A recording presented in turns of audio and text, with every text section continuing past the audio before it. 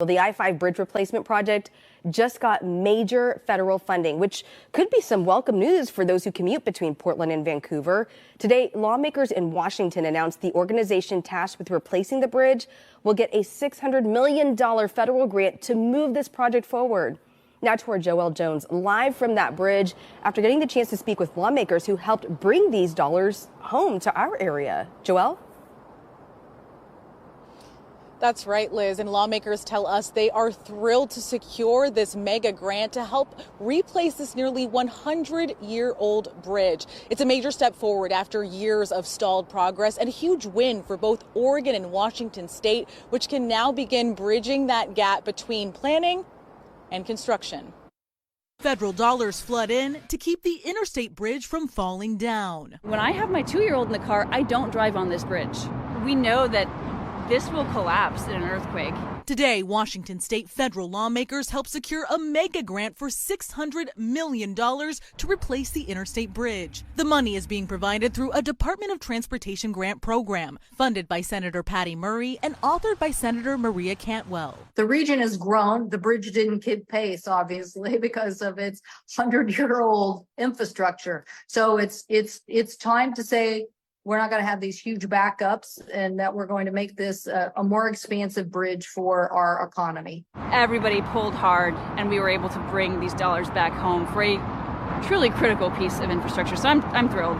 The program was also supported by Representative Marie Gluesenkamp-Perez, who met us at the aging bridge, which she says she refuses to drive over with her child in the car. There are a lot of powerful people who have been working for a long time trying to grease the wheels to bring money home. And it is the strength of the project itself, the actual risk to human safety, to our economy. I mean, this project really stands on its own legs. According to the Bureau of Transportation, the bridge is responsible for the passage of roughly $97 billion worth of goods between Washington, California, and Oregon in 2022 alone. But despite its status as a major interstate corridor, it is rated the worst bottleneck in both states it straddles, with up to 10 hours of congestion during morning and evening commutes. This is about upgrading the capacity of the bridge by adding more lanes and more ease of use so that we can get more people across this bridge. The bridge opened in 1917, with one span more than 100 years old and the other more than 65. Representatives say it could all come crumbling down if an earthquake were to strike. They also tell us it's expensive to maintain.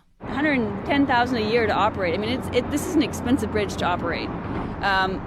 The newer one, the 205, it's no comparison at all. And so it's not just about the cost of having aging infrastructure, it's about the cost of operating aging infrastructure. The award was also celebrated across the Columbia River, with Oregon Governor Tina Kotek stating in part, "This is a big moment for the Pacific Northwest. Replacing the interstate bridge is a critical infrastructure investment that will advance our environmental goals and support local jobs."